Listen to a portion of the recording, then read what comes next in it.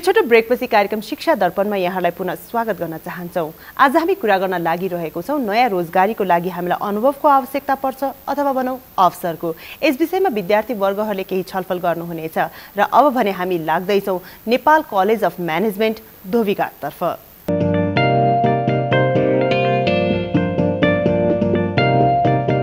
अहिले हामी छौँ नेपाल कलेज अफ म्यानेजमेन्ट धोबीघाटमा, जहाँ आज हामी चर्चा गर्न लागिरहेको छौँ नयाँ रोजगारीको लागि हामीलाई अवसर पाउनु जरुरी छ अथवा अनुभव आवश्यकता छ। यस विषयमा आज हामी चर्चा गर्नेछौँ र चर्चा गर्नको लागि दुवै पक्षमा भाइ बहिनीहरू रेडी भएर बसिसक्नु भएको छ। एउटा पक्षले भन्नुहुनेछ अवसरको खाँचो हामीलाई पर्छ र अर्को पक्षले भन्नुहुनेछ अनुभव हाम्रो लागि आवश्यक छ। र अब भने म माइक दिँदैछु। Necessity is the mother of invention भन्ने हामी सबलाई थाहा छ।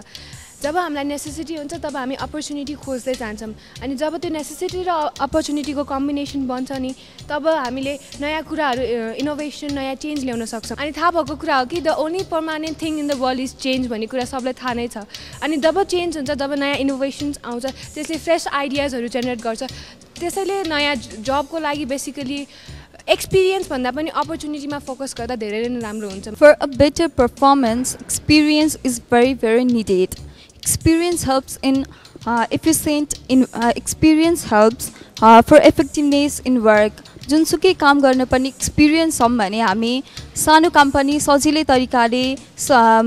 छिटै गर्न सक्छौँ। How much a person is educated, but maturity in person comes only through experience. उहाँले भन्नुभयो बेटर पर्फर्मेन्सको लागि चाहिँ एक्सपिरियन्स चाहिन्छ भनेर। अब एक्सपिरियन्स त चाहिन्छ, त्यो अपर्च्युनिटी नदिकन चाहिँ कहाँबाट एक्सपिरियन्स हासिल गर्न सक्नुहुन्छ नि? उहाँले बेटर पर्फर्मेन्स भन्नुभयो, पहिला अपर्च्युनिटी दिनु परेन बेटर पर्फर्मेन्स गर्नका लागि? एकैचोटि एक्सपिरियन्स हासिल तपाईँले के घरमा बसेर चाहिँ घरमा आमा बुबाले सिकाएर चाहिँ अफिसमा कसरी काम गर्न सिक्न सक्नुहुन्छ?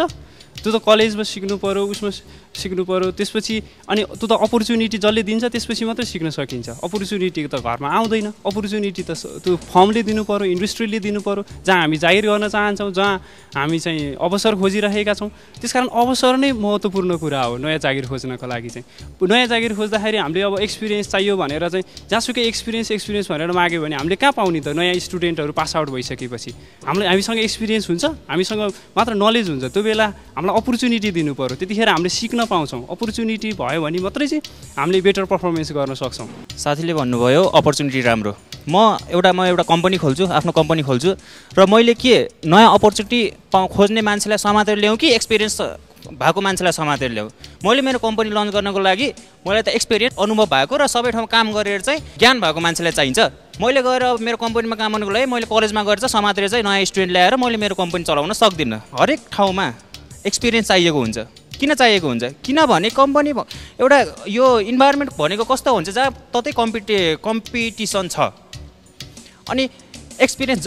जसको चाहिँ धेरै अनुभव छ, जसको चाहिँ धेरै एक्सपिरियन्स छ, उसलाई नै लिने गर्दछ। अपर्च्युनिटी दिएर मात्र हुँदैन। अब के गर्नु, भर्खर कलेजबाट पास आउट भएको स्टुडेन्टलाई उनीहरूलाई कुनै ज्ञान पनि हुँदैन। हाम्रो शिक्षा कस्तो छ भने फेरि हामी पढ्न त पढ्छौँ, फाइनेन्स पढ्छौँ, अब म्यानेजमेन्टमा फाइनेन्स पढ्छौँ, म्याथ पढ्छौँ, बिजनेस म्याथ पढ्छौँ, तर खै रियलमा आउँदाखेरि चाहिँ हामीले केही पनि थाहा हुँदैन। हामी एउटा चाहिँ रिपोर्ट बनाउनलाई पनि हामी चाहिँ हेल्प चाहिन्छ। त्यस्तो मान्छेलाई चाहिँ अनि एउटा काम दियो भने त्यसलाई कसरी भर गर्ने? मेरो साथीले फाइनेन्सहरूको प्र्याक्टिकल इम्प्लिकेसनको कुरा गर्नुभयो होइन। फाइनेन्स पढ्न इम्प्लिकेसन हुँदैन पछि यस्तो एक्सपिरियन्स मान्छे भएन भन्नुभयो। त्यसो भए त्यो जुन मान्छेले एक्सपिरियन्स गेन गरेको छ नि त्यो पनि कुनै जमानामा अपर्च्युनिटी सिकर त थियो होला नि। उसलाई अपर्च्युनिटी नै नदिएको भए आज उसले आएर कसरी एक्सपिरियन्स भयो? सधैँ हामी मेरो कम्पनी मेरो यो भन्छौँ, यस्तै तरिकाले त हाम्रो देश अहिले यस्तो भइरहेछ नि। देशमा अहिले यत्रो पपुलेसन ग्रोथ भइरहेको छ, रिसोर्सेसहरू लेस छ, अनि त्यसलाई युटिलाइज गर्न छाडेर नयाँ मान्छे छोडेर अनि अपर्च्युनिटी भनेर नदिएर एक्सपिरियन्स मान्छे खोज्न थाल्यो भने त कहिले पनि अघि लागिन्छ जस्तो लाग्दैन। अहिले हाम्रो देशको रिसोर्स सबै बाहिर गएर विदेशमा गएर बसिरहेका छन्। जुन मान्छेले क्यापेबल भएर यहाँ गर्न सक्थ्यो त्यो मान्छेको रिसोर्स चाहिँ सबै बाहिर गएर उनीहरूले सानोतिनो काममा लागिरहेका छन्। त्यो हुँदाखेरि मेरो भन्ने मात्र हुँदा पनि हाम्रो भन्ने सोच्नुपर्छ जस्तो मलाई लाग्छ। त्यसलाई चाहिँ नि अपर्च्युनिटीले केही गर्छ होला। अपर्च्युनिटीको कुरा गर्नुभयो। अपर्च्युनिटी एज अ स्टुडेन्ट म अहिले सोच्दाखेरि म अपर्च्युनिटी चाहिन्छ भन्ने कुरा सोध्छु। तर जब आफ्नो एउटा स्ट्यान्डमा पुगिन्छ त्यो त्यतिखेर मान्छेलाई हामी साथी मेरो साथीलाई दिनु पर्यो भन्ने त्यतिखेर सोच आउँदैन किनभने कसैलाई दिनको लागि आफू के अरे कसैलाई अपर्च्युनिटी दिउँ र मेरो कम्पनी एउटा अब सामाजिक काम गर्ने अफिस बनाउँछु भन्ने कसैको पनि सोच हुँदैन एउटा लगानी गरिसकेपछि त्यसबाट केही प्रतिफल आओस् भन्ने आफ्नो सोच हुन्छ त्यो अनुसारको मान्छेले सोच्दाखेरि एक्सपिरियन्स खोज्छ अब एक्सपिरियन्स भन्दाखेरि अब 50 वर्ष जति एउटै कम्पनीमा काम गरेको मान्छेलाई एक्सपिरियन्स मानिँदैन अहिलेको म्यानेजमेन्टको उयो सोचमा अब अपर्च्युनिटीको कुरा गर्ने हो भने यो जुन उहाँले भन्नुभयो नयाँलाई नदिएर कसलाई दिने भनेर त्यही एक्सपिरियन्स गेन गरोस् भन्नेको कारणै यो जुन हाम्रो म्यानेजमेन्टमा इन्टर्नसिप गराइन्छ त्यो भनेको एक्सपिरियन्स गेन होस् अनि पछि कम्पनीमा काम गर्दा एक्सपिरियन्स मान्छेलाई लिन पाऊँ भनेर के अरे पाइयोस् भनेर सबै शिक्षा प्रणालीमा पनि यो इन्टर्नसिपको सिस्टम राखिएको छ मलाई एउटा लाइनबाट स्टार्ट गर्न चाहन्छु nothing is remain except change भन्छ होइन पहिला कस्तो थियो भन्दाखेरि हरेक कुरा रेजिस्ट्रेसन गर्दाखेरि जे पनि म्यानुअली गरिन्थ्यो के लिखित रूपमा जे पनि रेजिस्ट्रेसन त्यस्तो गर्थ्यो जब कम्प्युटरको जमाना आयो त्यहाँ भएको इम्प्लोइजहरूलाई कसैलाई पनि नलेज नै थिएन कसरी अपरेट गर्ने कम्प्युटर कसरी रजिस्टर गर्ने त्यस्तो हुने भएको भए त्यहाँको सबै इम्प्लोइजहरूलाई निकालिन्थ्यो होला तर त्यहाँ उनीहरूलाई एउटा ट्रेनिङ कम्प्युटर ट्रेनिङहरू दिएर एउटा अपर्च्युनिटी दिएको मतलब उनीहरूले अरू त एक्सपिरियन्स त छ कसरी अपरेट गर्ने म्यानुअली त छ उनीहरूलाई तर कम्प्युटर नलेज जुन त्यो ट्रेनिङ जब इन्स्टल भयो उनीहरूलाई एउटा अपर्च्युनिटी दिएर नै उनीहरू एकदम मोटिभेट भयो के मतलब अपर्च्युनिटी चाहिँ एक्सपिरियन्सको पहिलो ढोका हो जबसम्म त्यो अपर्च्युनिटीको ढोका खोलिँदैन तबसम्म त्यो इम्प्लोइ एक्सपिरियन्स हुँदैन बिस्तारै अपर्च्युनिटी दिएर उसको पोटेन्सियल झन् निख्रिँदै जाने हो अनि त्यसपछि झन् मोटिभेट हुने हो र कम्पनीमा उसको डेजिग्नेसन अझै प्रमोटेड हुँदै जाने हो मलाई के लाग्छ भने नयाँ रोजगारीमा अनुभवलाई भन्दा पनि आवश्यकलाई बढी प्राथमिकता दिनुपर्छ म मान्छु कि कुनै पनि काममा एक्सपिरियन्स चाहिन्छ तर by the time Hee or she becomes experienced he or she has lost his activeness so there comes the importance of the opportunity अहिलेको नयाँ जेनेरेसनहरू well educated well trained and technically fit हुन्छ त्यसै कारणले तर त्यो न्यू जेनेरेसनहरूलाई चाहिने भनेको अपर्च्युनिटी मात्र हो र त्यो अपर्च्युनिटी पाएपछि मात्र न्यू जेनेरेसनहरूले आफ्नो ट्यालेन्ट देखाउन सक्छ no one is experience from the first day of his or her work यदि न्यू जेनेरेसनहरूलाई अपर्च्युनिटी दियो भने मात्र न्यू जेनेरेसनहरूले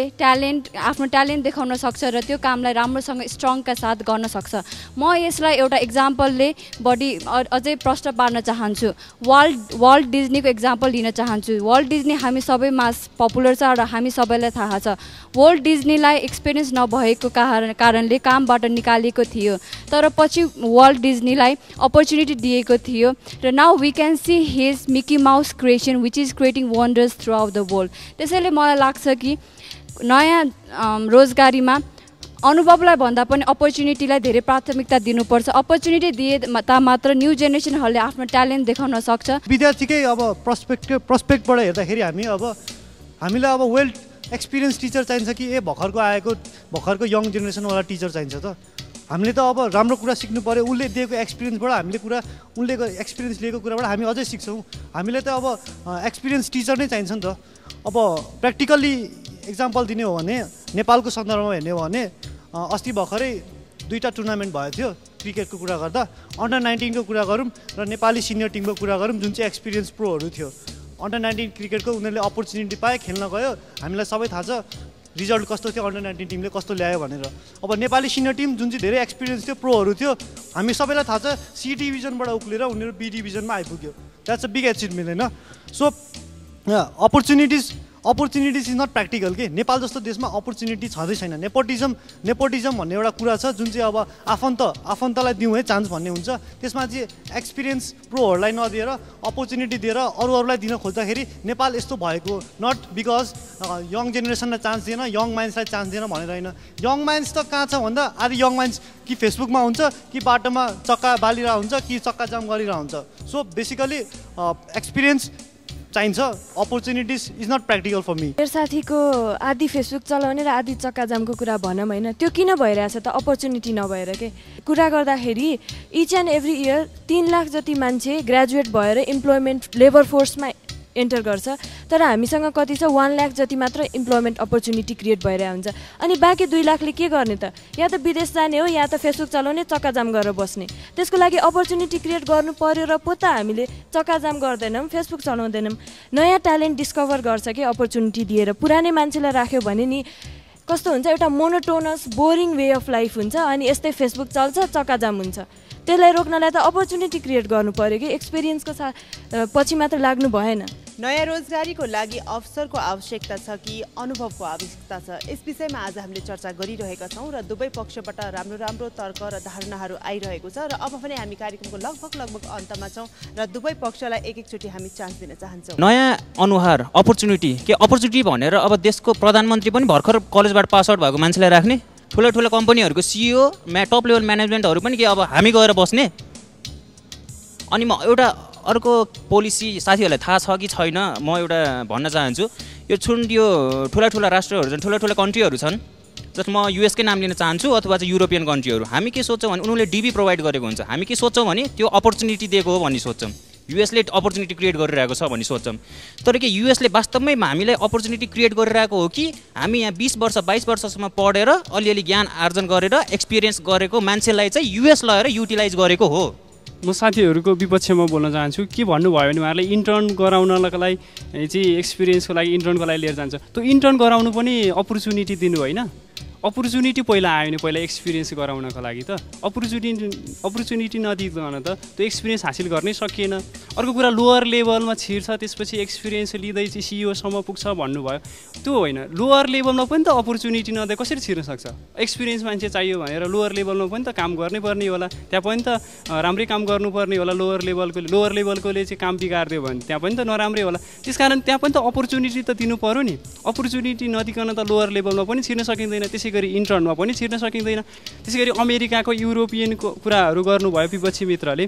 यहाँनिर अवसर पाएर तिनीहरूले एक्सपिरियन्स हासिल गरेका थिए भने मात्रै एक्सपिरियन्सवाला थिए अनि त्यसकारण उनीहरूले चाहिँ हायर गर्न सके यहाँनिर चाहिँ अपर्च्युनिटी पाए त्यसकारण एक्सपिरियन्स पाएका थिए नेपालमा अपर्च्युनिटी थियो त्यसकारण युरोपियन कन्ट्री युएसएले हायर गर्न पाएका छन् त्यसकारण अपर्च्युनिटी नै चाहिँ पहिलो कुरा हो र अपर्च्युनिटी नदिकन चाहिँ नयाँ रोजगार उपलब्ध हुन सक्दैन नयाँ रोजगारको लागि अवसरको आवश्यकता छ अथवा अनुभवको आवश्यकता छ यस विषयमा दुवै पक्षका भाइ बहिनीहरूले निकै नै राम्रो तर्क दिनै सक्नु भएको छ र अब भने हामी कार्यक्रमको अन्तमा छौँ र अब भने नेपाल कलेज अफ म्यानेजमेन्ट धोबीघाटका भाइ बहिनीहरूलाई धन्यवाद दिन चाहन्छौँ साथमा यस कलेजलाई पनि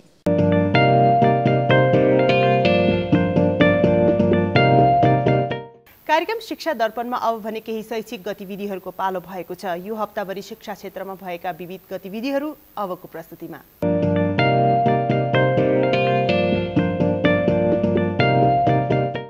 विश्व टेलिभिजन दिवसको अवसर पारेर जेभियर इन्टरनेसनल कलेजले विद्यार्थीहरूको लागि नेपाली टेलिभिजन भन्ने मूल नारा बनाई एक अन्तर्क्रिया कार्यक्रमको आयोजना गर्यो जसमा नेपालका 5वटा टेलिभिजनका केही हस्तीहरूले विद्यार्थीहरू माझ आफ्नो अनुभव साटासाट गर्नुभयो नेपाली टेलिभिजन र विद्यार्थीहरू बीचको ग्यापलाई कम गर्नको लागि विद्यार्थीहरूको संस्था मिडिया क्लबले आयोजना गरेको सो कार्यक्रममा विद्यार्थीहरूको लागि के कस्तो कार्यक्रम नेपाली टेलिभिजनले ल्याउन सकेको छ भनी जिज्ञासा राखेका थिए